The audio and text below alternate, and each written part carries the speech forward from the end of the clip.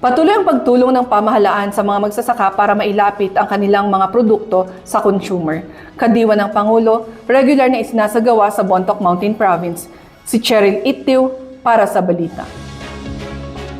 Nagpapasalamat ang ilang mga magsasaka sa patuloy na pagsasagawa ng pamahalaan ng kadiwa ng Pangulo dito sa Bontoc Mountain Province. Ayon sa kanila, sa pamamagitan ng kadiwa ay nabibigyan sila ng oportunidad na maibenta ang kanilang mga produkto. Gyamang kami launay iti mangangayan dayti nga kadiwa ng Pangulo every second Monday of the month dito yung munisipyo iti Bontoc. At least ikat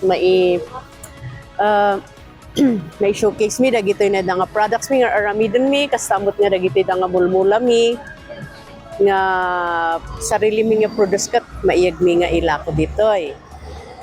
Isto deti pagyamanan mi launay amin iti activities dito na within municipio mita at least kat matulungan kami matlang farmers kan SMS.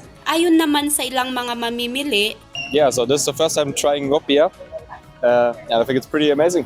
We would recommend it to at least Gina when she's coming back, and yeah, so guys, come over here to this place and enjoy the food.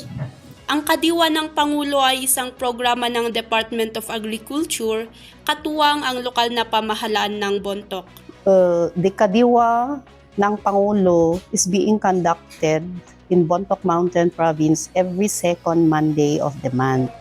It started in August 2024 upon the directive of DILG for all LGUs to conduct kadiwa in their respective municipality. So with the support of the local officials, we are conducting it successfully every second Monday of the month. Layunin nito na tulungan ang mga magsasaka na maibenta ang kanilang mga produkto at matulungan ang mga mamimili na makabili ng mga sariwang produkto sa abot kayang halaga. Mula rito sa Mountain Province, Cheryl Itiu para sa PIA News Cordillera.